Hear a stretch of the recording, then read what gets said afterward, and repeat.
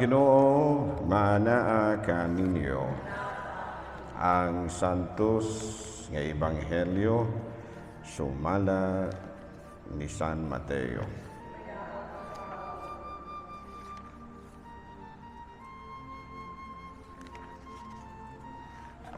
Unya mibiya si Jesus ni atong napita ug samtang naglakat siya, nakita niya ang usa ka kobrador sa buhis nga ginganlag Mateo nga naglingkod sulod sa iyang opisina. Miingon si Jesus kaniya, "Sunod ka nako." Mitindog si Mateo ug misunod kaniya.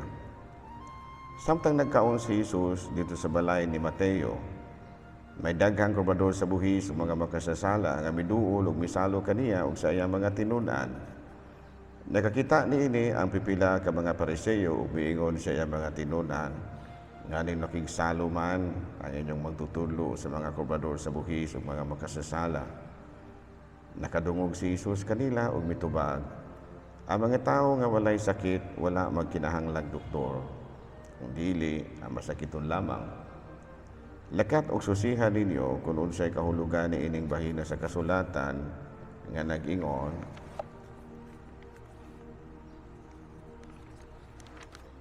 wala ako magkinahanglan og mga halad nga mananap kung dili kaluoy, kay wala ako moanhi aron pagtawag sa mga matarong kung dili sa mga makasasala." Mga igsoon ko diha ni Kristo ang ebanghelyo sa Ginoo. Mga lingkod. So today we are celebrating the feast of Saint Matthew, no? So karong adlaw. Good morning din, no? Sa atong mga kaigsuonan ug yung manusab sa mga followers nato sa Facebook, no? Kumusta naman mo, no? Padayon gihapon kita sa ato ang mga buluhaton adlaw-adlaw. So I hope na we are all in good health, in the pink of good health. So today we are celebrating the feast of Saint Matthew, and that's the reason nga ang ato ang liturgical color is red, because usually the apostles, mga martir na gini sila puros gawas ni Saint John. Ni Saint John apostle, wala siya mamartir, no? Pero dito siya mamatay sa lugar nga layo kayo, no? Layo kayo nga lugar na exile siya. So today, as we celebrate the feast of Saint Matthew, we will also try to reflect on our calling. Ato pong pamalandungan ang ato ang mga tawag. No, kay sama kang Saint Matthew, when we were baptized, sa dihang gibunyagan ta, doon na po tayo mga tawag. To become, sa ganito, priest, prophet, and king. Mamahimo kitang usa ka pari, usa ka propeta, o usa ka hari. Mo na ginitawag nato og general priesthood, no? Kana bitaw kay duha man ka klase sa priesthood, ministerial and general. Ako ministerial priesthood ko, and also kining general priesthood kamo kinabinunyagan man ta. And the second is kining pagka pari, no, pagpangalaga diha sa atong mga pagampo, no, mga pagampo nato, and also diha sa atong mga propeta, no, kana bitaw musangyaw ta pinaagi sa atong pulong, pinaagi sa atong binuhatan sa mga pagtulon ani Kristo. And king, mga lagad ta sa ato ang pagtulon ang Kristiyanos, we are servant leaders, no, usa ka pangulo nga nangalagad ganiana, no. So that is our calling. Saint Matthew, including us, we were called to serve as priest, no? Kana bitang maghalad o mga pagampo. We were called to become king, no? Nga mga laga diha sa atong mga mahing buhat. Mga mahing buhat ba? Servant leadership. Kaya magsige ra tao yaw-yaw. Dili na sumao, ha? Naman I don't want kanabitang authority ka ba, nakas authority. You are not there to be demanding, no? Kung pananlitan og authority ka, dili ka kanabitang sige ra ka og kanang gitawag nato og pataas, kinahanglan mga lagad gyud ka. And the third is we should become prophet. nga atog yung mapalapnag atong masabwag ang pagtulon ani Kristo. So as we reflect on our calling, on our vocations, ato karon katanaon og asa naman tadapit.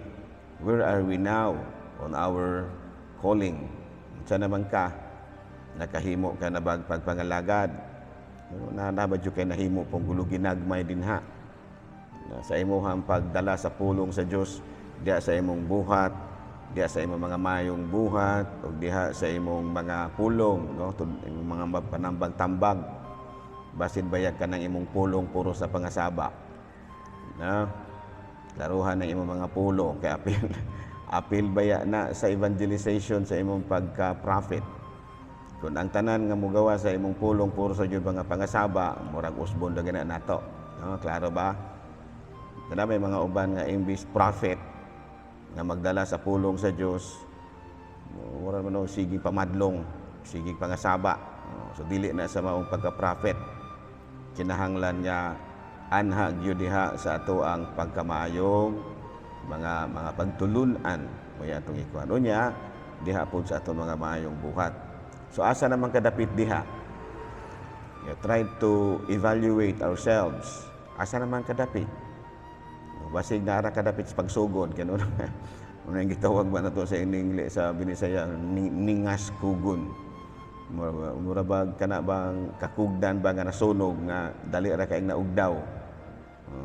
Di man siguro mo suito na mo kay di mo taga-babaw pero kana mga taga-babaw usually manaob na sila kini mga kugon. Kanang kugon dali ra kay nang muwala butang laman nato 2 to 3 minutes humana. Ngano man ningas kugon ba mao mao pud na usahay kita. So try to evaluate ato bang i-assess ang ato ang pagka-Kristiyanos. Where are we in our calling as priest, prophet, and king? Asa naman kadapit? And the third is, do not think nga imo na. No, mayong ka nga, ako. Dili. Misyon na ni Kristo nga ikaw maoy nagtabang. Just like Saint Matthew, nga misyon ni Kristo, pero nagpatabang siya.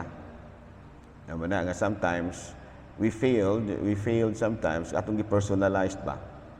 Napanalitan, ako pari ko, ma-personalize na ako. Mura bang makaingon ko nga, ako mo'y nangalagad? No, dili.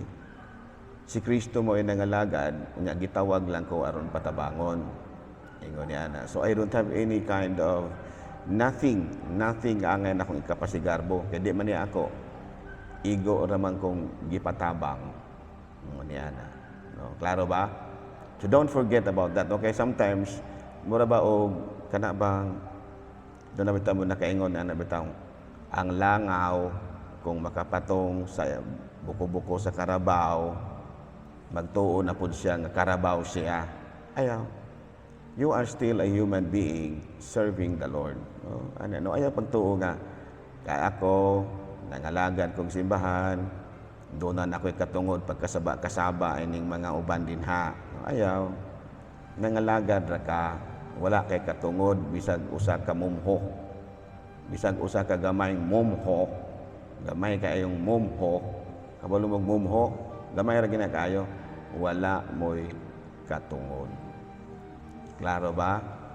Ano na may ginaingon lagi sa mga pinulungan sa mga gula nga, kinirabag yung mga langaw usahay, o makapatong sa buko-buko sa karabaw, magtuo na rabapod nga karabaw pod sila.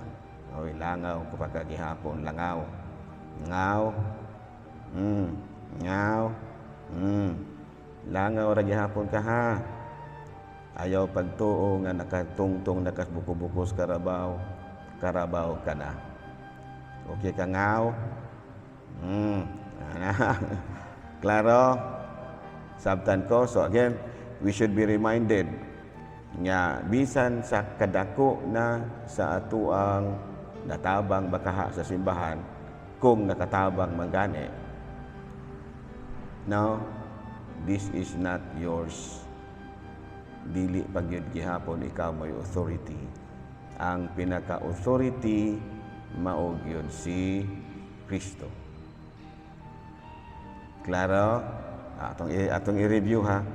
Saint Matthew was being called and he accepted the invitation. And that's the reason nga nahimo siyang apostoles. And he died, of course, a martyr. Muna nga pula na yung ato ang sign manig martyrdom, kining pula. And then kita, kay mga binunyagan man ta, sama kang San Mateo, gitawag punta. No, unsa ganito itong mga calling, to become a prophet, a priest, and a king. No? Unya, number 2 is try to assess na unsa naman ka. Ha? Okay na ka, nakaserbisyo na ka. Muna, dahil may pangutanon nimo. And the third is, ayaw biyag pagtuo ha, nga nakaserbisyo ka, na anak kay authority ha. No, ayaw biya ha.